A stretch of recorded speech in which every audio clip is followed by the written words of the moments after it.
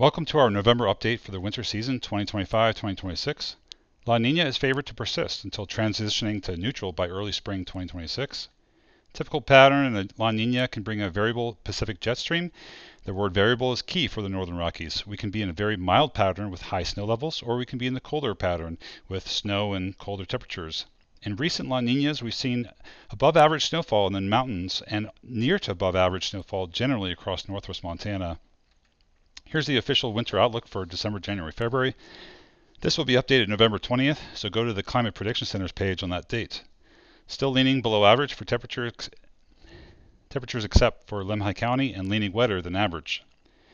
Here's the forecast for the time period leading up to Thanksgiving. It's looking active and colder, so generally you may want to have your snow tires on by Thanksgiving around here. This is an interesting comparison with the state of the oceans between this year and 2021, which was a second year La Nina. They look very similar.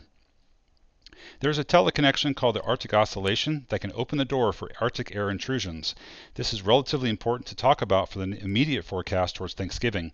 If the Arctic Oscillation Index is negative, then colder air can spill out of Canada. We recently already had an early Arctic blast in the eastern U.S. while the AO was negative. So the ensemble models are depicting that it will go negative towards Thanksgiving and could stay that way into early December. Looking at recent trends in the last several years, the Arctic Oscillation has trended negative towards the end of November. I know this is a lot to look at, but it gives you the monthly temperature departures from average. Top row is the most recent second year La Nina 21-22. It shows the warmer November, then a split in December, colder to the north, like northwest Montana. January it was generally leaning milder and cooler in February. When comparing the second year La Nina 2017-2018, there are similar anomalies over the Northern Rockies. Brian Bretschneider shared these overall winter temperature anomalies. Your eyes are probably drawn to the 2017-2018 winter, but I would say that the colder February probably drew down the departure for that winter. Later on in this presentation, we'll look at specific climate stations and how they fared each month in recent La Ninas. Here are the precipitation departures. I'd say that a wild card is going to be Lemhi County. They may get the short end of the stick for moisture. What are atmospheric rivers? They are a flowing column of condensed water vapor in the atmosphere responsible for producing significant amounts of rain and snow. Over the next several slides, I'm going to show you examples of how the position of an atmospheric river can impact our weather. Southwest positioned ARs can bring warmer and windier conditions, and northwesterly oriented ones can bring heavy snow to our area, especially as Arctic air is pushing further west. Here's a northwest AR case from second La Nina, January 2012. 1 to 2 feet of snow was observed in many valley locations. Notice nothing fell in the valleys of Lemhi County. Freezing rain occurred from the Bitterroot to Drummond area. Even in northwest flow events, the locations that are very close to the nose of above freezing air can switch over. Here's another northwest AR event example where severe drifting with heavy snow occurred across northwest Montana. Over 3 feet fell in Elk River, Idaho, and Powell, Idaho. Trees were falling down because of the weight of snow along US 12. A southwesterly oriented AR event, especially in the main, if the main upper jet is well to our north in Canada, it can bring strong to high winds and very warm temperatures. That continuous flow of air originating from the tropics can push our temps well into the 50s and 60s.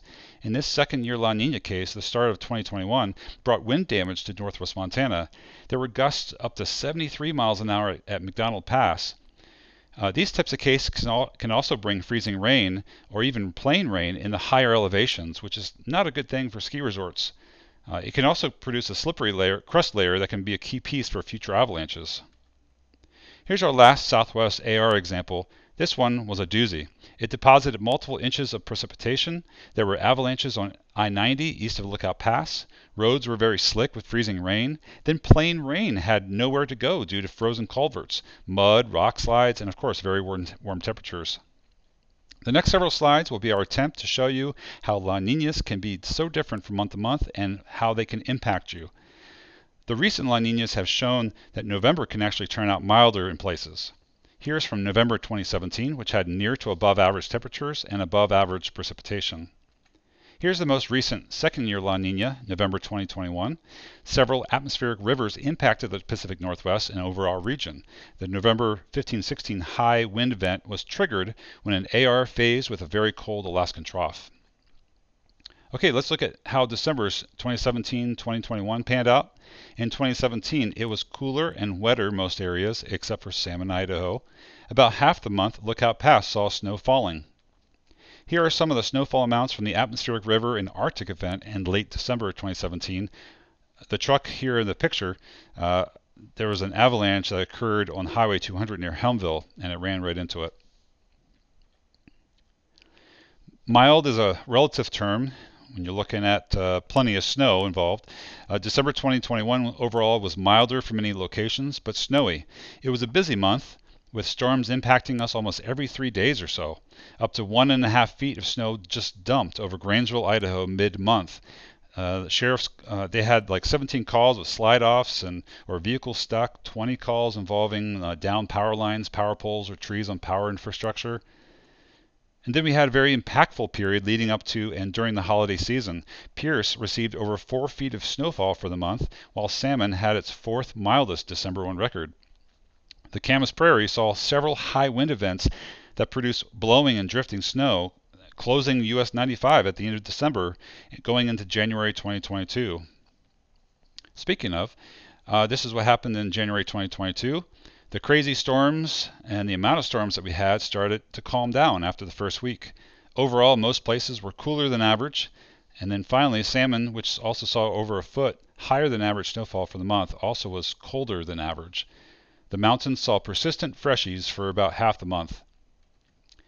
If you'd like further information about the Climate Prediction Center's products, here are some links. Thank you very much and have a safe rest of your November.